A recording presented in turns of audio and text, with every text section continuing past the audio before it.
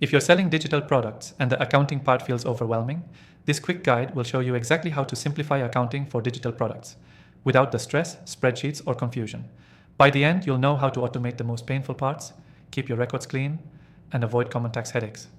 And there's a free trial of the software we'll be using, exclusive to viewers of this channel, linked below. Let's jump in. First, your biggest challenge is likely tracking income from different platforms: Shopify, Gumroad, Etsy, even Stripe or PayPal. Most creators manually log each sale or download random CSV files to upload later. That's a fast track to burnout or missed numbers. What you want instead is software that automatically pulls in sales data from every platform you use. The software we'll be using connects to your payment processors and marketplaces and syncs everything in real time. You'll see exactly how much you've earned, which products are selling best, and how much tax you owe without lifting a finger. Next, categorize your income and expenses the smart way. For digital products, most of your expenses fall into marketing, software subscriptions, and sometimes affiliate payouts. Our software automatically tags these when you connect your business bank account or credit card.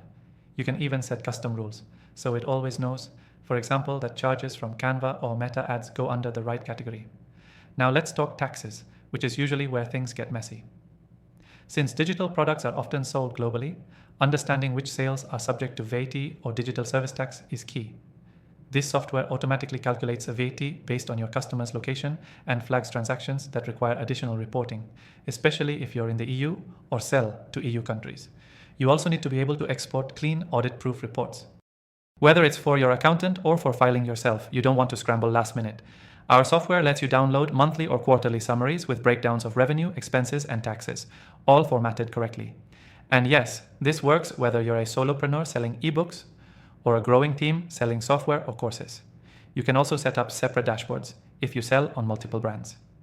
A quick tip: always separate your personal and business accounts. It makes your accounting cleaner, and the software we're using will work better when it only sees business-related activity.